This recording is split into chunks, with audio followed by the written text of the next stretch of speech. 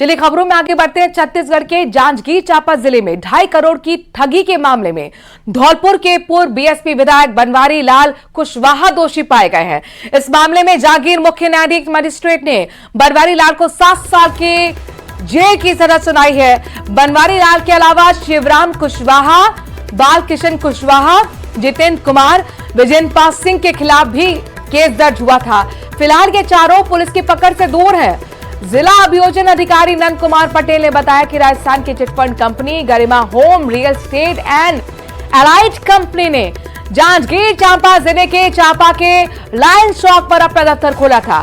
Company की ढांचे में आकर आसपास के क्षेत्र के कुछ लोग इससे जुड़ गए। कंपनी ने एजेंट के माध्यम से रकम जमा करवाकर 5 साल में रकम दोगुना करने का झांसा दिया और इसी तरह करीब 2.5 करोड़ रुपए ठगने के बाद कंपनी के दफ्तर पर ताला लग गया, दफ्तर बंद हो गया। निवेशकों ने जब दफ्तर में ताला देखा तो उन्हें ठगी का एहसास हुआ।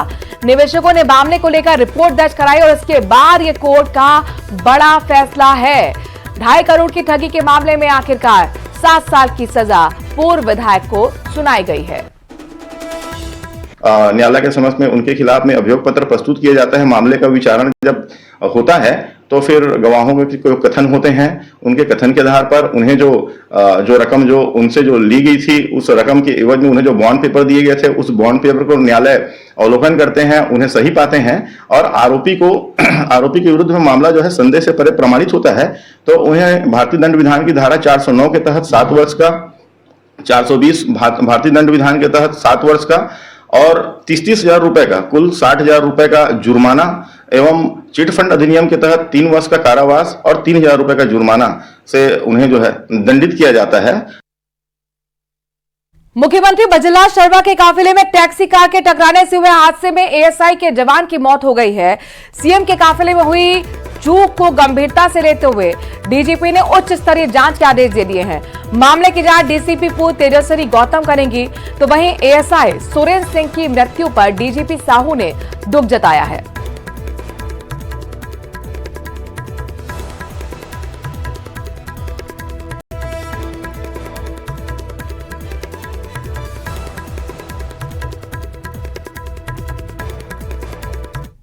और श्रीगंगानगर से बड़ी खबर आ रही है। एसटी चीटर पर जानलेवा हमले के मामले में बड़ा अपडेट दे दे। हमले का सीसीटीवी फुटेज अब सामने आ गया है। 1 दर्जन बदमाशों ने लोहे की रॉड और हथौड़ों से वार किया, हमला किया। हमले में हिस्ट्री चीटर के हाथ पैर टूट गए। हमलावरों की तलाश फिलहाल पुलिस कर रही है। सीसीटीवी फुटेज खंगाले जा रहे हैं। गगन पथ पर हिस्ट्री चीटर पर हमला हुआ था और अब इसका सीसीटीवी फुटेज भी सामने आया है। उसका वीडियो आपको हम दिखाएंगे। देखिए वीडियो किस तरीके से हाथ में हथौड़ा है, लाठी डंडे हैं और उससे कई लोग आपको वार करते हुए हिस्ट्री चीटर पर नजर आ रहे होंगे। हाथ पैर टूट चुके हैं हिस्ट्री चीटर के। घायल को अस्पताल में भर्ती कराया गया है। फिलहाल इन हमलावरों की तलाश पुलिस इसी फुटेज के आधार पर कर रही है। ये सीसीटीवी फुटेज में पूरी घटना कैद हो चुकी है। हमले में हिस्ट्री चीटर युवक के हाथ पैर टूट गए। आप देखिए कितनी बुरी तरह से 4 से 5 आपको लोग नजर आ रहे हैं। एक शख्स पर ताबड़तोड़ हमला किया जा रहा है। लोहे की रॉड से, लाठी डंडों से हमला किया जा रहा है। जिस शख्स पर हमला हुआ है वो हिस्ट्री चीटर है।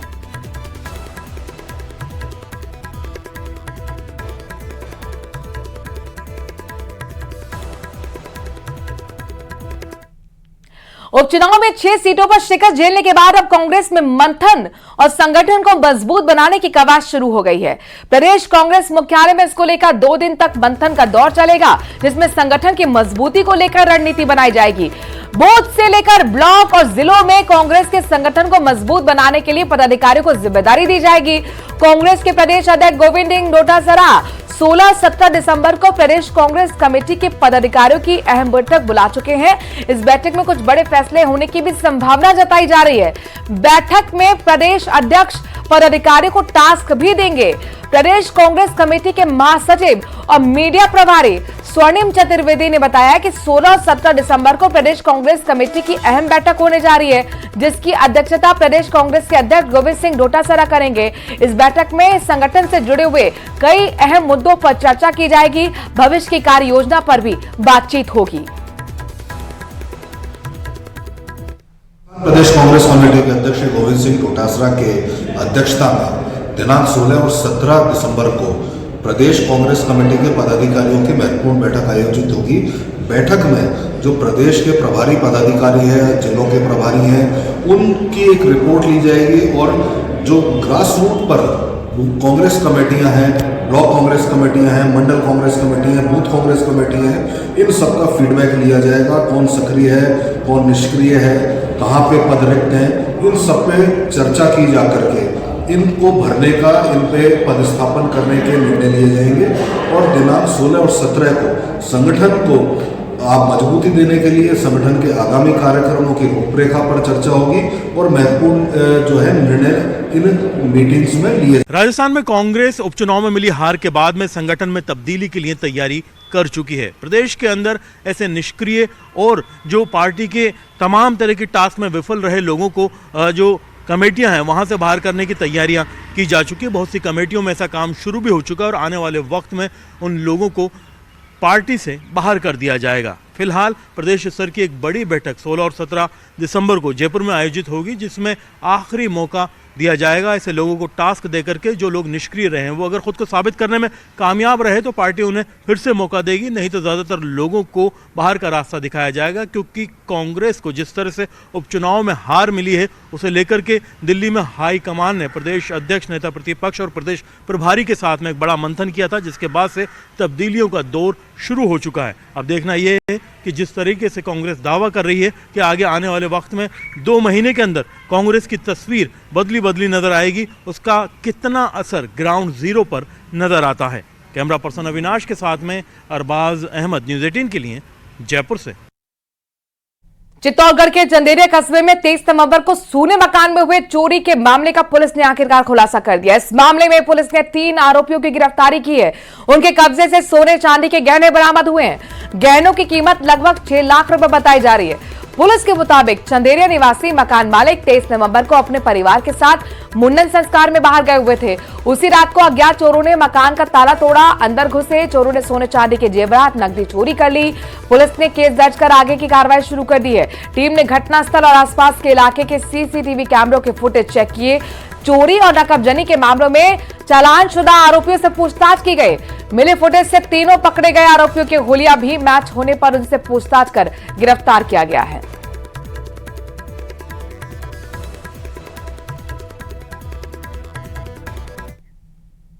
प्रदेश में बीजेपी सरकार बनने के बाद पहली बार भर्तियों की बम्पर बाहर आने वाली है। जानकारों की माने तो सरकार 15 विभागों में 79,838 पदों पर भर्तियां निकालेगी, जिसके लिए पदों की गिनती हो चुकी है और एप्लीकेशन को अंतिम रूप दिया जा रहा है।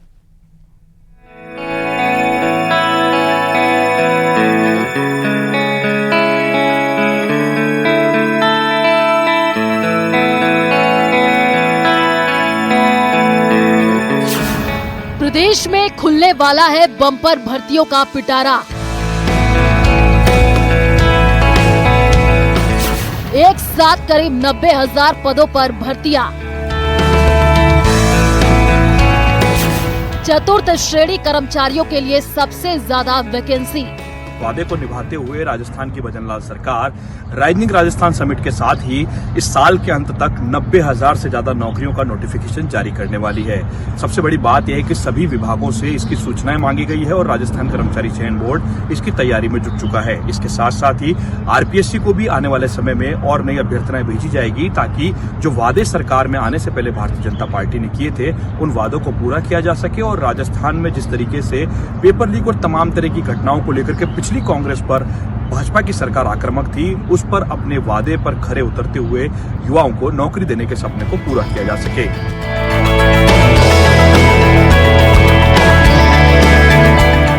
राजस्थान सरकार की नई सरकार बनने के बाद पहली बार भर्तियों की बाहर आने वाली है। दरअसल राजस्थान सरकार 15 विभागों में लगभग 89,838 पदों पर भर्ती निकाली जाएगी। इस संबंध में कार्मिक विभाग द्वारा नोटिफिकेशन भी जारी किया जाएगा। हालांकि पदों की गणना हो चुकी है, जिसमें सबसे ज्यादा चतुर्थ श्रेणी के लिए बम्पर भर्तियां होंगी। 90,000 पदों में लगभग 52,000 पदों पर प्रदेश में चतुर्थ श्रेणी कर्मचारियों की भर्ती होगी। जिसके लिए प्रदेश के युवा ऑनलाइन अप्लाई कर सकेंगे। इसी महीने नोटिफिकेशन जारी होने की संभावना है। अलग अलग विभागों की भर्तियों के लिए कार्मिक विभाग ने लिस्ट तैयार कर ली है और इस साल लगभग 1 लाख भर्तियां निकालेगी। 32,000 से अधिक पदों पर राजस्थान की सरकार नियुक्ति पत्र सौंप चुकी है और 15 विभागों में 90,000 पदों पर नियुक्ति की प्रक्रिया जारी है, जिनके नोटिफिकेशन भी शीघ्र ही जारी होंगे। चाहे 4th क्लास कर्मचारियों की भर्ती का मामला हो, जेल प्रहरी, लाइब्रेरियन, NHM, वन प्रहरी, तमाम पदों पर नियुक्ति प्रक्रिया जारी है और इनके नोटिफिकेशन जारी होने के साथ साथ राजस्थान के युवाओं को यह भी विश्वास है कि इस बार जो परीक्षाएं होंगी वो निश्चित रूप से नकल माफिया और नकल ग्रोह से मुक्त होंगी, क्योंकि अभी तक जो राजस्थान की सरकार ने भर्तियां की हैं कहीं भी किसी तरीके की इस तरह की घटनाएं सामने नहीं आई हैं। हम निश्चित रूप से कह सकते हैं कि इन परीक्षाओं के माध्यम से, नियुक्ति प्रक्रियाओं के माध्यम से राजस्थान के युवाओं को राहत मिलेगी और राजस्थान के युवाओं का उज्जवल भविष्य होगा। अब तक अलग अलग विभागों ने 25,335 पदों पर भर्ती की एप्लीकेशन एजेंसियों को भेजी गई है। इसी तरह से 64,503 पदों पर भर्ती के लिए एप्लीकेशन की प्रक्रिया जारी है। इन एप्लीकेशन को मंजूरी मिलते ही ये संबंधित भर्ती एजेंसियों को भेजी जाएगी। बेरोजगारों का कहना है कि एक साथ इतनी बड़ी संख्या में भर्तियां आने से उन्हें बड़ी राहत मिलेगी। सरकार की ओर से कहा गया था कि हर वर्ष 1 लाख भर्तियां करेंगे। अभी तक एक भी अभ्यर्थी उन्होंने निकाली नहीं है इस तरह की बड़ी भर्ती की। तो भारतीय जनता पार्टी की सरकार युवाओं को भ्रमित करना बंद करे और युवाओं के रोजगार की व्यवस्था करे। जो प्रक्रियाधीन भर्तियां हैं उनको पूर्ण करे और खाली पदों पर युवाओं को भर्ती करके उनको रोजगार देने का कार्य करे, न कि सिर्फ घोषणा करते हुए और यू टर्न लेने का जो कार्य अब तक किया है इससे बचे। आइए अब आपको बताते हैं कि किस विभाग में कितने पदों पर भर्ती निकाली जाएगी। चतुर्थ श्रेणी के लिए 52,453 पद, वाहन चालक के लिए 2,400 पद, वरिष्ठ वैज्ञानिक अधिकारी के लिए 14 पद, वरिष्ठ अध्यापक के 2,129 पद, आयुर्वेद नर्स कंपाउंडर के 745 पद, डेयरी में अलग अलग तरह के 505 पद, चिकित्सा शिक्षा में सहायक आचार्य के 312 पद, चिकित्सा विभाग में अलग अलग कैडर के 5,090 पद, जल जीवन मिशन में टेक्निकल एक्सपर्ट के स्थायी 855 पद। इन सभी पदों पर एप्लीकेशन प्रक्रियाधीन है। इन पदों पर अभ्यर्थियों को जैसी ही मंजूरी मिलेगी उन्हें भर्ती एजेंसियों को भेजा जाएगा। इसके साथ ही कुछ पदों के लिए एप्लीकेशन भेजी जा चुकी है, जिनके लिए आने वाले दिनों में कभी भी भर्ती का नोटिफिकेशन जारी हो सकता है। लाइब्रेरियन के 500 पद, पशुधन सहायक के 2,041 पद, कांस्टेबल के 7,000 पद, जेल प्रहरी के 803 पद, संस्कृत शिक्षा में 3,003 पद, सहकारी बैंक एवं राजफेड में 498 पद, ऊर्जा विभाग में 487 पद, सहायक आचार्य के 79 पद, सर्वेयर फोरमैन के 72 पद, NHM 21 कैडर के 8,252 पद, JTA के 2,600 पदों के लिए अभ्यर्थियां भेजी गई हैं।